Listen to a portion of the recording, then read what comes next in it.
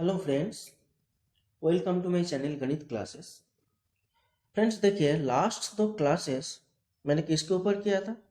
Domain of a function.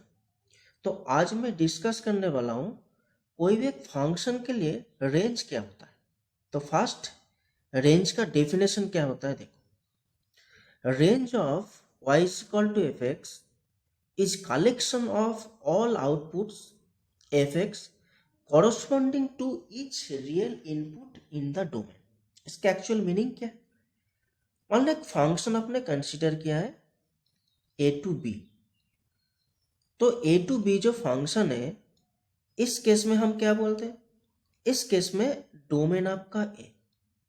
तो इस domain से कोई भी आप रियल वैल्यू एक्स उठाओ, उसके लिए जो एफ एक्स आउटपुट आएगा, ठीक है, तो इसका कलेक्शन ही होगा आपका रेंज। तो कुछ क्वेश्चंस देखो, ये कॉन्सेप्ट एकदम क्लियर हो जाएगा। तो देखो, यहाँ पर तीन क्वेश्चंस है जो मैं दिखाऊंगा रेंज कैसे फाइंड आउट किया जाता है।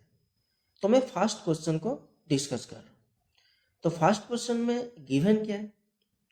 F X is equal to X plus two by mod of X plus two. तो फ्रेंड्स, आपको मॉड फंक्शन को डेफिनेशन तो पता ही होगा।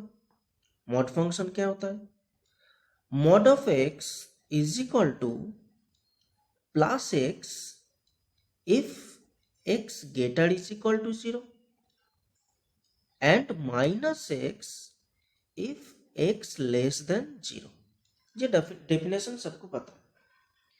तो देखो, इस केस में जो mod of x plus two है नीचे, तो इस केस में जब x plus two greater is equal to 0 होगा, लेकिन इस केस में इज इक्वल टू 0 तो नहीं होगा क्योंकि नीचे 0 आ जाएगा, तो 0/0 फॉर्म में हो जाएगा। सो इस केस में जब x प्लस टू आपका ग्रेटर देन 0 होगा, that is when x greater than -2, तो इस केस में क्या होगा?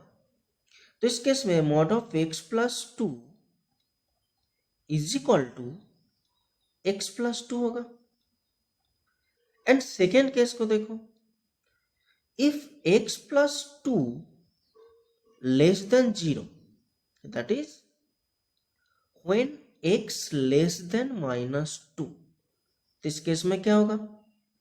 Mod of x plus two is equal to minus of x plus two. तो देखो, फंक्शन के लिए आप क्या करो, तो जो फंक्शन यहाँ पर दिया गया है F X is equal to X plus two by mod of X plus two. तो फर्स्ट केस में देखो, जब x plus two greater than 0, that is when x greater than -2, तो इसके लिए क्या मिला है? Mod of x plus two is equal to X plus two. तो x plus two by X plus two 1 होगा। तो क्या मिला? जब x ग्रेटर देन -2, इस केस में F x value 1। Second case में जब x लेस देन -2, तो इस केस में minus of x plus two. तो x plus two by minus of x plus to क्या होगा? -1 होगा।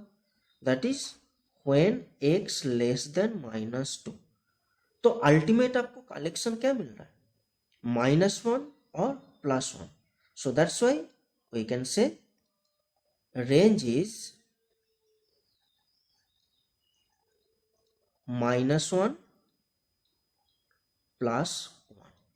तो इस फंक्शन के लिए रेंज में दो ही एलिमेंट्स हैं, एक -1 और एक +1। ओके, तो नेक्स्ट क्वेश्चन में आते हैं। नेक्स्ट क्वेश्चन में क्या है? नेक्स्ट क्वेश्चन में देखो, इसमें cos x minus sine x given है। तो इस क्वेश्चन को सॉल्व करने के लिए एक फॉर्मूला आपको याद रखना है। फॉर्मूला क्या है?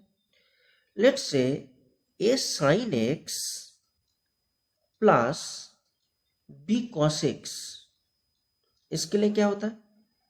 This greater is equal to minus root over of a square plus b square, and lesser is equal to root over of A square plus B square. इस फॉर्मूला को थोड़ा सा याद रखो। तो देखो अभी इस क्वेश्चन में साइन एक्स के लिए कोएफिशिएंट क्या है, -1, दैट इज a -1, और कॉस एक्स का कोएफिशिएंट देखो 1, that is b1।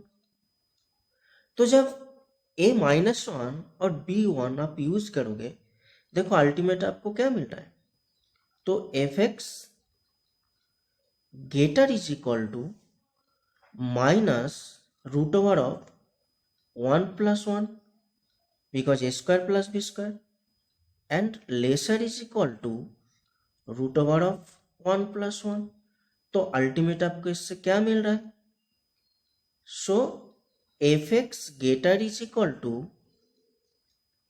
-√2, lesser is equal to +√2। तो इस केस में आपको रेंज क्या मिला है, therefore range is closed -√2 and +√2। I think ये क्वेश्चन सबको क्लियर है। लास्ट क्वेश्चन में आते हैं। लास्ट क्वेश्चन में क्या दिया गया, इस केस में F X is equal to x² by x² + 1 दिया गया। तो इस क्वेश्चन को सॉल्व करने का एक दूसरा तरीका है। देखो, तो फर्स्ट ऑफ ऑल अब कंसीडर कर लो y is equal to F X, जो फंक्शन के लिए हम यूज करते हैं। तो y is equal to F X जब आप लिखोगे, so this simplifies that y is equal to x² by x² + 1। So this implies that x² into y minus 1 plus y is equal to 0, and this implies that x² is equal to y by 1 minus y.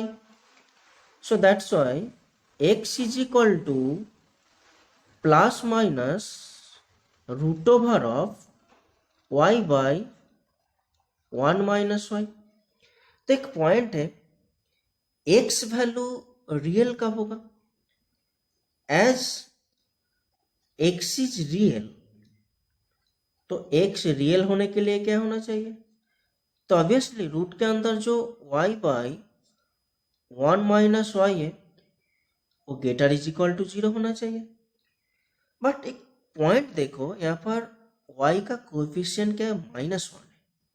तो minus को आप plus करोगे पहले, तो जब minus को आप plus करोगे तो क्या आएगा, so y by y -1 lesser is equal to 0 हो जाएगा।